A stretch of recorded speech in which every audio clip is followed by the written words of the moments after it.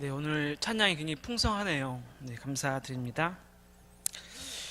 오늘은 예레미야 말씀을 가지고 나는 무슨 나무인가라는 제목으로 말씀을 전하겠습니다. 하나님은 예레미야를 통해서 유다의 심판을 하실 것을 말씀하셨습니다. 그런데 그 심판이 결코 가볍지가 않았죠. 하나님은 예레미야에게 반드시 심판하시겠다라고 말씀하셨습니다. 도저히 그들을 용서할 수 없다라고 하셨습니다. 그러면서 그들을 위해서 기도도 하지 말라고 하면서 하나님은 단호하게 유다의 심판에 대해서 말씀을 하셨습니다. 그런데 우리가 분명히 알아야 할 것은 타락하고 하나님을 떠난 세상 속에서도 끝까지 하나님을 찾고 하나님을 의지하는 사람들에게는 하나님의 은혜가 있음을 우리들은 알아야 합니다. 오늘 말씀에도 보니까 하나님은 분명히 그렇게 말씀하셨습니다. 하나님을 떠난 사람들, 하나님을 떠나고 사람을 의지하는 사람들은 반드시 저주를 받을 것이지만 하나님을 의지하고 하나님을 순종하는 사람들에게는 복이 있다라고 말씀을 해주셨습니다. 오늘 본문 말씀에는 이 두 종류의 나무에 대해서 말씀을 하고 있습니다. 첫째는 사막의 떨기나무입니다. 두 번째는 물가에 심어진 나무이죠. 이 두 나무의 특징은 이렇습니다. 사막의 떨기나무는 근근히 하루를 버티며 살아가죠. 하지만 물가에 심어진 나무는 풍성한 삶을 살 수 있다라고 말씀을 하고 있습니다. 그러면서 이어서 이 두 나무를 인간에게 빗대어서 말씀을 하고 있죠. 먼저 사막의 떨기나무와 같은 인간에 대해서 말씀하시는데 5절에 보면은 사람을 믿으며 육신으로 그의 힘을 삼고 마음이 여호와에게서 떠난 사람, 이러한 사람을 떨기나무와 같은 사람이라고 얘기를 합니다. 크게 세 가지에 대해서 얘기를 하죠. 첫째는 사람을 믿습니다. 두 번째는 자신의 힘을 믿죠. 그 세 번째는 마음이 여호와에게서 떠났습니다. 이러한 사람이 바로 떨기나무와 같은 사람이라고 하죠. 굉장히 간단합니다. 떨기나무와 같은 사람은 사람을 믿고 자기를 의지하고 하나님을 떠난 사람입니다. 힘들고 어려운 일이 있을 때 하나님이 아닌 사람을 의지하고 자기의 힘으로 문제를 해결하려고 하죠. 그러면서 마음은 여호와에게 떠났습니다. 이러한 사람이 떨기나무와 같은 사람입니다. 근데 여기서 말하는 떨기나무와 같은 사람이라는 것은 이 불신자를 말씀하시는 것은 아닙니다. 하나님을 믿는다라고 하는 유다 백성들, 하나님의 선민이라고 하는 유다 백성들을 향해서 말씀하시는 거죠. 평소에는 하나님을 잘 믿고 하나님을 신뢰한다고 합니다. 하지만 세상에 지치고 힘들고 어려운 일을 만났을 때 하나님보다 사람을 의지하죠.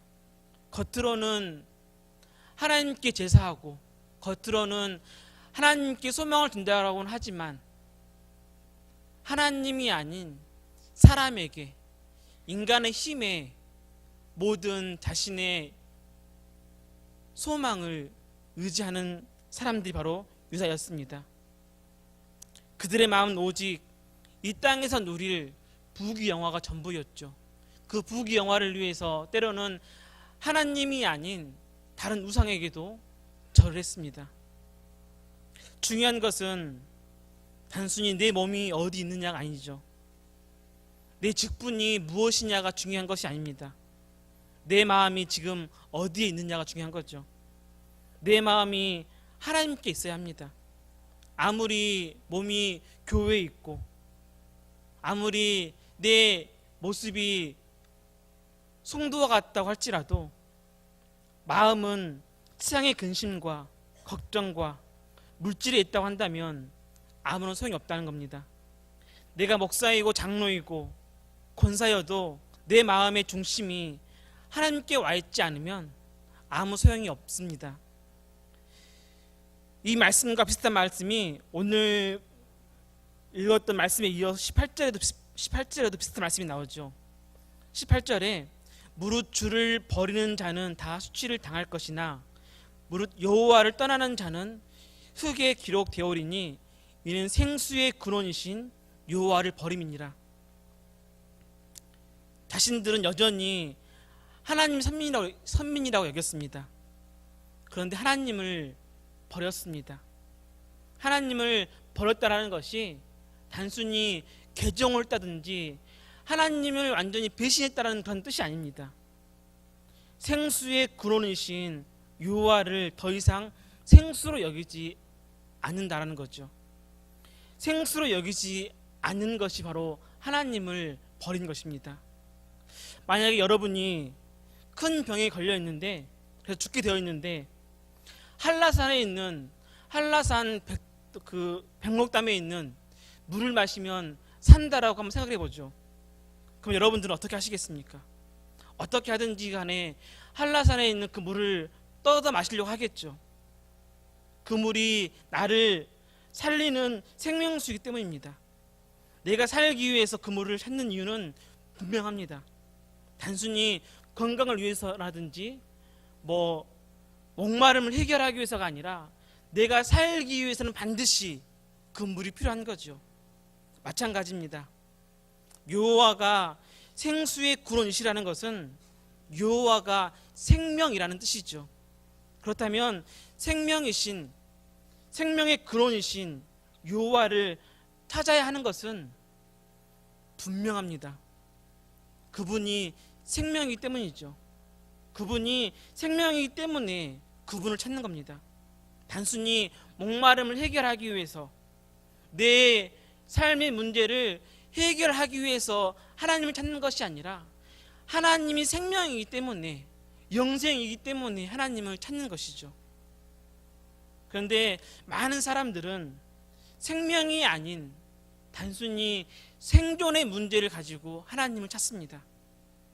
생수의 근원이신 하나님을 통해서 영생을 얻고자 함이 아니라 세상에서의 생존을 위해서 하나님을 찾습니다. 세상에서의 물질, 건강, 성공을 위해서 하나님을 찾는 거죠. 이처럼 하나님을 찾는 이유가 생명이 아닌 단순히 생존을 위한 것이라고 한다면 그것은 생명의 근원 되시는 하나님을 떠난 것과 별반 다를 것이 없다는 것입니다. 우리들은 어떻습니까? 우리가 하나님을 찾는 이유는 무엇입니까? 그 이유가 생명, 영생의 문제보다 생존의 문제를 해결하기 위해서 주님을 찾고 있지는 않습니까? 나는 하나님을 떠나지 않았다라고, 나는 하나님께 붙어 있다라고 자신 있게 말하지만 실상은 생명이 아닌 다른 것을 위해서 하나님께 더 나와 있지 않습니까? 이스라엘 백성들은 여전히 하나님을 믿는다라고 했습니다. 자신들의 몸은 하나님의 성전에 와 있다라고 했습니다. 그런데 그들의 마음은 하나님께 와 있지 않았습니다. 그들의 마음은 하나님에게서 멀어졌습니다. 헛된 것에 마음을 품고 헛된 것에 소망을 두었습니다. 성경은 분명히 말씀하시죠. 마음이 하나님께 멀어져 있고 단지 생명이 아닌 생존을 위해서 하나님을 따르는 것이라면 그것은 하나님을 떠난 자라라고 말씀하고 있습니다. 그러면 마음이 여호와께 떠나지 않았다라는 것은 어떤 의미일까요? 날마다 어떠한 순간에도 하나님으로 인하여서 기뻐하는 것이죠. 세상의 물질과 권세, 사람에게 내 마음을 두는 것이 아니라 오직 하나님께 마음을 두는 겁니다. 비록 물질은 부족하고 건강은 안 좋고 원하는 대로 일이 되지 않더라도 나를 지으시고 인도하실 그 하나님을 온전히 신뢰하는 것, 그러한 자가 여호와를 떠나지 않는, 여호와께 붙어있는 사람입니다.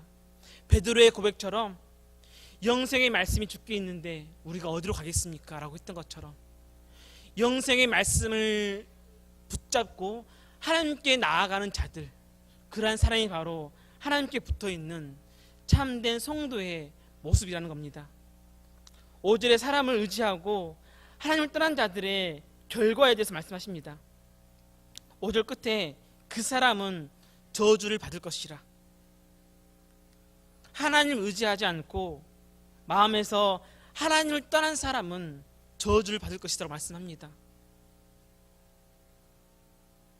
하나님을 몰라서, 그래서 하나님을 떠나 있는 자들이 저주를 받은 자가 아닙니다. 원치 않은 일들이 계속 일어나는 것, 그것이 저주를 받은 것이 아닙니다.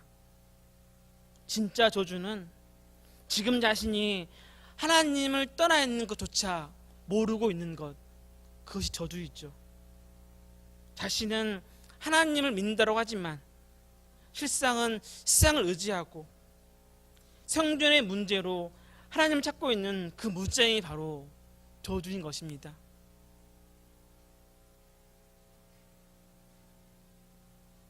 떨기나무에 이어서 7절 말씀에는 물가에 심어진 나무에 대해서 말씀하십니다. 그러나 무릇 여호와를 의지하며 여호와를 의뢰하는 그 사람은 복을 받을 것이라. 물가에 심어진 나무는 완전히 정반대죠. 물가에 심어진 떨기나무에 심어진 나무와는 정반대죠. 떨기나무는 사람을 의지한다면 물가에 심어진 나무는 온전히 여호와를 의지하고 여호와를 신뢰하는 사람입니다. 여호와를 의지한다는 말이나 신뢰한다는 말은 같은 말입니다. 그래서 히브리어에는 같은 단어로 쓰여 있습니다. 하나는 동사로, 하나는 명사로 쓰여 있는데, 이 말을 좀 더 쉽게 번역하자면 끝까지 여호와를 믿는 사람, 바로 그러한 사람이 물가에 심어진 나무라는 거죠. 끝까지 어떠한 순간에도 어떠한 처지에도 결코 하나님을 떠나지 않고 끝까지 하나님을 신뢰하는 사람이 바로 물가에 심어진 나무라는 겁니다. 사막에 심기운 나무는, 사막에 심기운 나무든 물가에 심기운 나무든 그 나무들은 어쩌면 동일한 어려움이 있을 수가 있죠. 8절 말씀에 보면은 물가에 심기운 나무에게도 동일하게 더위가 찾아오고 가뭄이 찾아올 수 있음을 말씀합니다. 시편에 있는 말씀처럼 여호와가 나의 목자여도 사망의 음침한 골짜기와 원수의 목전에 놓을 수 있는 거죠. 그런데 차이점이 있습니다. 물가에 심기운 나무는 걱정이 없죠. 왜냐하면 그 뿌리가 물가에 뻗쳐 있기 때문입니다. 목자 되시는 여호와께 붙어만 있으면 걱정이 없습니다. 왜냐하면 결국에 나를 실만한 물가, 푸른 초장으로 인도하시기 때문이죠. 중요한 것은 끝까지 내가 하나님께 붙어 있느냐 그렇지 않느냐입니다. 어떠한 순간에도 어떤 어려움이 와도 내가 끝까지 물가에 심겨져 있으면 됩니다. 끝까지 나의 목자 되시는 하나님께 붙어 있으면 되는 거죠. 그래야 결국에 결실을 맺고 쉴만한 물가, 푸른 토장으로 갈 수가 있습니다. 나는 하나님을 잘 믿는데, 나는 신앙생활 잘하는데 왜 이리도 힘들고 어려운 삶을 살까라고 하면서 물가를 벗어나면, 목자를 벗어나면 그때는 정말 더 큰 어려움이 있는 거죠. 제가 평소에 자주 보는 말씀이 있습니다. 사도행전 12장 23절 24절 말씀인데요. 헤롯이 영광을 하나님께 돌리지 아니하므로 주의 사자가 곧 친히 벌레에게 먹혀 죽으니라. 하나님의 말씀은 흥왕하여 더하더라. 헤롯 왕에 대한 말씀인데요. 헤롯은 당시에 최고의 권력과 최고의 힘과 누구도 무시할 수 없는 가장 큰 권력을 가진 사람이었습니다. 사람들은 그가 얘기할 때 신이 얘기하는 것처럼 들린다라고 얘기했습니다. 신의 소리라고 하면서 그를 추앙했죠. 사람들은 그가 유용할 것이라고 믿었습니다. 생각했습니다. 어떻게 하든지 간에 헤로드에게 잘 보이려고 노력했죠. 헤롯은 기독교를 박해했고 야고 사도를 죽였습니다. 베드로도 죽이려고 잡아 가두었죠. 성도들 가운데는 헤롯이 무서워서 때론 지금보다 더 좋은 삶을 살기 위해서 헤롯을 따랐던 사람들도 있었을 겁니다. 하나님을 버리고 헤롯을 의지했던 사람들도 있었겠죠. 그런데 그런 와중에도 헤롯을 따르지 않고 끝까지 하나님의 말씀을 그리고 하나님을 따랐던 사람들이 있었습니다. 영원할 것 같았던 헤롯은 영원하지 않았습니다. 결국엔 그도 죽었죠. 그것도 황당하게 죽었습니다. 주의 사자가 고치니 벌레에 먹혀 죽으니라. 세상에서 최고의 부와 명예를 누리던 헤롯이 하찮은 벌레에 의해 죽었습니다. 그리고 바로 그 다음 구절이 굉장한 감동을 주는데요. 24절 말씀에 하나님의 말씀은 흥왕하여 더하더라. 사람들이 신이라고 추앙했던 헤롯은 비참하게 죽었습니다. 하지만 하나님의 말씀은 더 흥왕하여 갔다고 합니다. 수많은 그리스도인들이 죽고 수많은 그리스도인들이 피 흘리고 기독교는 아무것도 아닌 것처럼 보였지만 결국에 로마도 기독교 국가로 바뀌었죠. 영원할 것처럼 보였던 헤롯을 따른 사람들은 헤롯과 함께 썩어 없어졌습니다. 그러나 어려움과 상황 속에서도 하나님을 따른 자들은 하늘의 별과 같이 영원히 빛나는 자들이 되었죠. 앞으로도 세상은 이렇게 바뀌겠죠. 권력과 힘과 능력 있는 사람들이 나타날 것이고 또 강한 나라들이 나타나겠죠. 어쩌면 그러한 나라들이 영원할 것처럼 보일 겁니다. 그러나 그 모든 것들은 다 사라집니다. 다 없어지죠. 그렇지만 영원히 사라지지 않는 것은 바로 하나님의 말씀이고 하나님이시죠.